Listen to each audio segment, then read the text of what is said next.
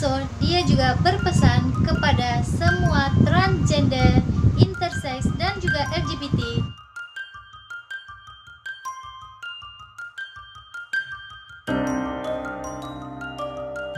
Hello, welcome back to my channel. Apa kabar semua? Saya harapkan semua dalam keadaan sehat ya. Hari ini saya nak bahas sedikit tentang seorang lelaki yang mengalami period. So, bagi yang suka dengan channel ini, please subscribe dan like ya. Terima kasih. Bila di kalangan wanita mengalami period, ini adalah perkara biasa. Tetapi bagaimanakah bila period dialami oleh seorang lelaki? Bagaimanakah perasaannya dan bagaimanakah dia menghadapinya? Kita tengok cerita tentang Vijay Chakravarti. So, watch it out. Vijay Chakravarti ini lahir pada 1982 dan dia dilahirkan di Bandruti, India. Dia seorang pelakon drama ataupun serial yang melakonkan peran-peran kecil di dalam drama. Dia telah melakonkan 25 drama India. Dan dia juga seorang pembawa acara TV. Dan baru-baru ini dia menceritakan kalau dia adalah seorang intersex. Selama ini dia tertanya-tanya siapakah dirinya, perempuan ke ataupun lelaki. Selama 20 tahun dia di industri media, tetapi tak ada yang tahu problem yang dihadapinya. Sampailah dia menyiapkan mental dan emosinya untuk menceritakan siapa dirinya yang sebenarnya. Yang dia adalah sebenarnya bukan seorang perempuan dan juga bukan seorang lelaki. Dan dia juga bukan seorang LGBT. Dia adalah intersex. Ketika dia berumur 10 tahun, ketika itu dia berada di darjah 5, standard 5, masa itu dia mengalami period untuk yang pertama kalinya. Dan dia pun balik ke rumah menceritakan hal ini kepada ibunya kalau dia mengalami pendarahan, bleeding. So ibunya langsung tak suspek apapun. Ibunya malah bertanya kepadanya, apakah awak jatuh ataupun apakah di area kemaluan awak ada luka? Dan ketika dicek, tak ada apa-apa problem di area sana. Dan ibunya pun memutuskan untuk membawanya ke klinik jumpa dengan doktor hemopati.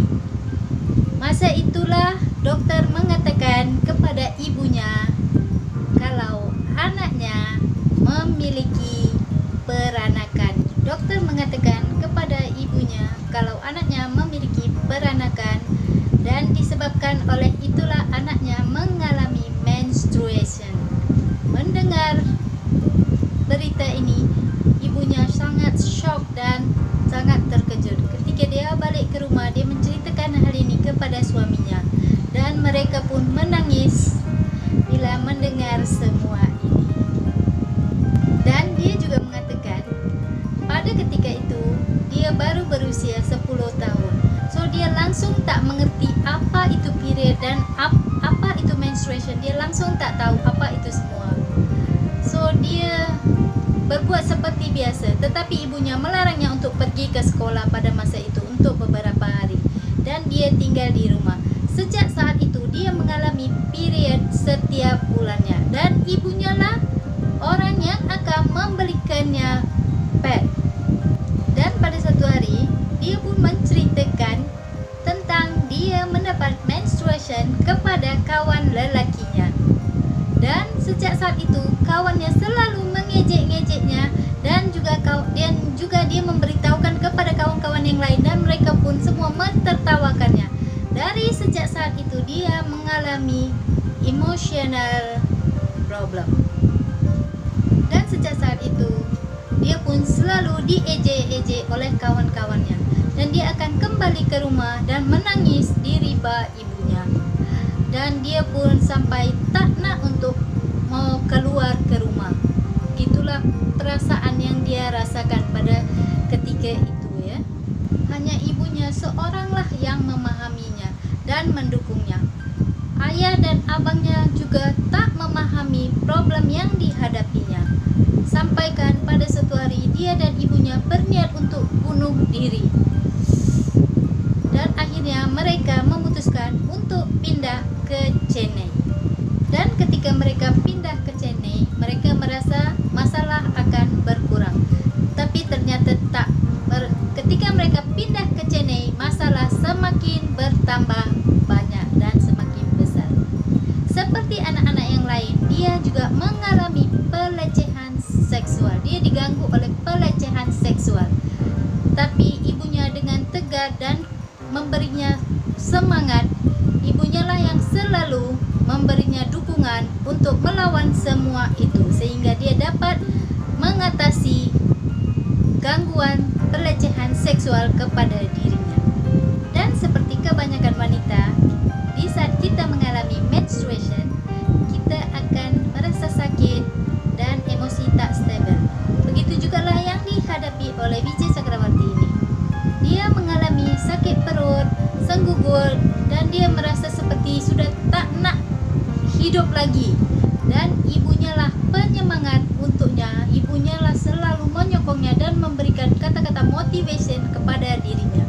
Ibunya berkata kepadanya, "Kamu seorang lelaki, tetapi di dalam badan kamu ada perasaan seorang perempuan. So, kamu tak dapat berkahwin dengan perempuan ataupun dengan lelaki. Saya pun seorang perempuan, bila saya dapat tahu problem yang kamu hadapi, saya pun tentu takkan kahwin dengan awak. So, janganlah kamu berfikir akan bercinta seperti orang-orang muda yang lain." Dan ibunya juga berkata, di dunia ini selain bercinta dan perkawinan, masih banyak lagi benda yang dapat kita buat. Tunjukkanlah kerjayamu, fokuslah untuk kehidupanmu. Waktu yang kamu ada, janganlah kamu sia-siakan. Pergunakanlah waktumu. Di dalam hidup kamu harus berhasil. Itulah motivation yang selalu diucapkan ibunya kepadanya. Dikarenakan kata-kata ibu saya, inilah saya berani untuk mengatakan kepada media siapa diri saya yang sebenarnya. Dan dia pun berkata, dia belajar sampai tingkatan saja, tetapi dia fasih di dalam berbicara. So, dia yakin bahwa dia boleh. So, dia pun mencuba bakatnya di media-media yang ada. Dan dia juga berkata, dia pernah menghadiri beberapa interview dan dia mendapatkan pekerjaan itu. Tetapi ketika mereka tahu problem yang dihadapinya, mereka merejectnya atau menolak permohonannya. Dan pada masa itulah, ketika dia merasa sesuatu, dia pun pergi untuk berjumpa dengan seorang dokter. Di masa inilah, di saat dia bertemu dengan dokter inilah, dia mendapat tahu kalau dia bukan transgender, tetapi melainkan intersex. Dokter mengatakan kepadanya bahwa dia adalah sebenarnya seorang lelaki, tetapi di dalam tubuhnya terdapat kromosom wanita, yaitu kromosom XXX. Dan selepas itu dokter menyarankan kepadanya untuk melakukan operation mengangkat peranakannya, uterusnya harus diangkat. Dan dia pun balik ke rumah dan menceritakan hal ini kepada ibunya. Dan dia berkata pada masa itu tak ada orang sesiapapun yang menolongnya. Hanya ibunya seoranglah yang bertungkus lumus untuk dirinya. Kerana untuk operation ini memerlukan banyak uang. Ibunya lah segala-galanya baginya. Ibunya lah dunia hidupnya.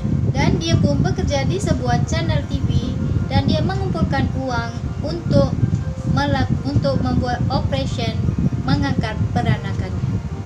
Dan setelah menjalani operation, dia banyak mengalami masalah fisik seperti rambut rontok, ketidakseimbangan hormon, berat badan bertambah, diabetik, pressure, tekanan darah tinggi, dan juga malaria, diarrhea, lagi banyak penyakit-penyakit kecil lainnya yang dihadapinya.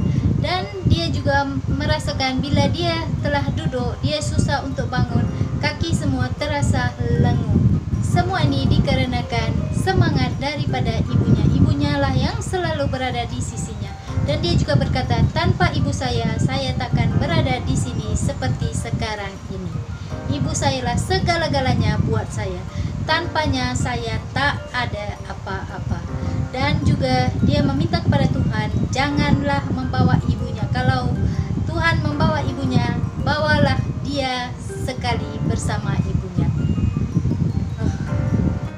So, dia juga berpesan kepada semua transgender, intersex, dan juga LGBT, janganlah takut untuk keluar rumah. Lawanlah semua itu. Kamu pasti akan berhasil. Dan dia juga berpesan kepada setiap orang tua yang memiliki anak seperti dirinya, tolonglah jangan marahi mereka dan hormatilah keputusan mereka, sayangilah mereka dan rangkullah mereka dan berikanlah motivation seperti yang dilakukan oleh ibu saya. Dan mereka semua pasti akan berhasil dan bersemangat di dalam hidup, di dalam menjalani kehidupan ini. Semoga cerita Vijay Chakrawarti ini menjadi semangat untuk kita semua ya. Semoga semua ini adalah satu pelajaran untuk kita. And Vijay Chakrawarti sir, proud of you sir, dengan apa yang telah awak lalui di dalam pahitnya dan sulitnya, kejamnya hidup di dunia ini. God bless you sir. Semoga awak menjadi inspiration kepada semua anak-anak muda yang ada di dunia ini. Thank you sir. Terima kasih telah menonton rancangan saya. Jangan lupa subscribe, like, dan komen ya. Jumpa lagi. Love yourself.